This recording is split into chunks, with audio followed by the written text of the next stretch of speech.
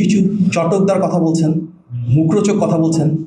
হয়তো মিডিয়ার দৃষ্টি আকর্ষণের জন্য এটা ওনার একটা ব্যক্তিগত রাজনৈতিক কৌশল হতে পারে। সব সাইজ হয়ে যাবে, ঢাকায় কোনো সিট দেব না, এ ধরনের কথা যেগুলো ইতিমধ্যে ভাইরাল হয়েছে। আমরা বিশ্বাস করি, দেখুন, মানুষের ভাগ্যের নিয়ন্ত্রক তো মহান আল্লাহ তাআলা। কোন আসনে কে বিজয়ী হবেন এটি উনি নির্ধারণ করবেন।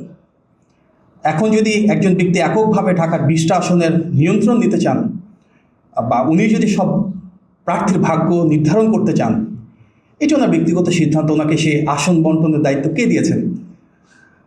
আমরা বিশ্বাস করি জনগণের ভোটই নির্ধারণ করবে কারা বিজয়ী হয়ে আসবেন। জনগণের ভোটে নির্ধারিত হবে কার জনভিত্তি কতটুকু। সুতরাং আসন বন্টন করা এটি ওনার ব্যক্তিগত সিদ্ধান্ত হতে পারে।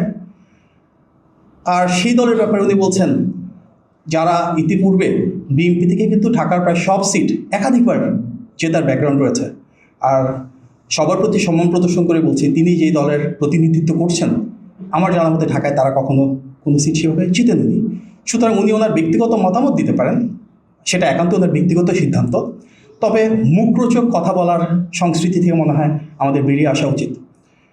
এর পাশাপাশি এটাও বলা উচিত যে আমরা দেখেছি ফ্যাসিবাদের দীর্ঘ সময়ে বিএনপির মতন সুদৃঢ় জনভিত্তি সম্পন্ন একটি রাজনৈতিক দল এবং শীর্ষ নেতৃত্বের প্রতি যারা নিষেধাজ্ঞা করেছেন, তারা কিন্তু জনভিত্তি হারিয়ে ফেলেছেন, জনবিচ্ছিন্ন হয়ে পড়েছেন।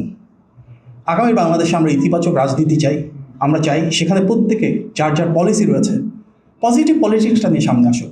নিষেধাজ্ঞা করা, অহমিকা দেখানো, জনভিত্তি না থাকার পরও সব আসনের ভাগ বন্টন শুরু করে দেওয়া নির্বাচনী পথযাত্রার আগে, সেটি কাম্য নয়।